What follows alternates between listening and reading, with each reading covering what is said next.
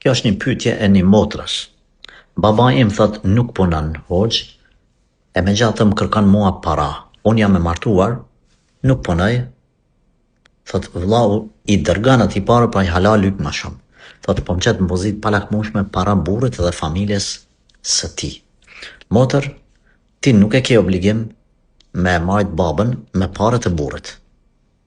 Nëse ki në parët tanë në jetu punu etj, si pas mundësive, pa e dëmtu vetë vetën, mund është një dhuratë në vogël në mujmje dërgu. A obligime ka vllaut, djali vetë. Ai është i obliguar. Pastaj nëse ai s'mund e kryen për shkak se ka shumë prindi harxhime baba, ban kret motrat më bo bashkë edhe ato ka pak me minimum. Por ky babait këtë rast mundet me i tepru lukset. Mundet me i tepru dëshirat. E ka penzion në shanë 200-300 euro. Edhe 200-300 euro ja vjen vllau. Edhe ty ti lyp 200-300 euro, një mjarë se ai cari do me dale u me shetit aty me bo lukse dhe komoditet me shok të vetë me thonë qërë kush jam unë.